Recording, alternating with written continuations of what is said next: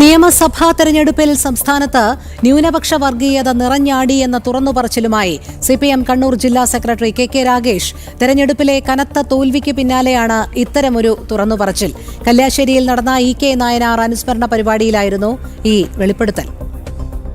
തിരഞ്ഞെടുപ്പിലെ കനത്ത തിരിച്ചടിക്ക് പിന്നാലെയാണ് സിപിഎം കണ്ണൂർ ജില്ലാ സെക്രട്ടറി കെ രാഗേഷ് എന്താണ് സംഭവിച്ചതെന്ന തുറന്നു പറച്ചിലുമായി രംഗത്തെത്തിയത്. നിയമസഭാ തെരഞ്ഞെടുപ്പിൽ സംസ്ഥാനത്ത് ന്യൂനപക്ഷ വർഗീയത നിറഞ്ഞാടിയെന്ന് രാഗേഷ് പറഞ്ഞു. മതവും പള്ളിയും നോക്കിയേ വോട്ട് ചെയ്യാവൂ എന്ന് മുസ്ലിം ലീഗും ജമാഅത്തെ ഇസ്ലാമിയും പ്രചരിപ്പിച്ചുവെന്നും അതാണ് LDFന്റെ തോൽവിക്ക് കാരണമായതെന്നും കെ രാഗേഷ് പറയുന്നു. ഇപ്പൊ ന്യൂനപക്ഷ വർഗീയത തിമർത്താടിയ തെരഞ്ഞെടുപ്പായിരുന്നു ഈ തെരഞ്ഞെടുപ്പ്.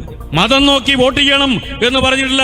മുസ്ലിം ലീഗും ജമാഅത്തെ ഇസ്ലാമിയും എല്ലാം ചേർന്ന് മതം നോക്കിയേ വോട്ട് ചെയ്യാൻ വേണ്ടി പാടുള്ളൂ, പള്ളി നോക്കിയേ വോട്ട് ചെയ്യാൻ വേണ്ടി പാടുള്ളൂ എന്ന് പ്രചരിപ്പിച്ചൊരു തെരഞ്ഞെടുപ്പാണ് ഈ തെരഞ്ഞെടുപ്പ്.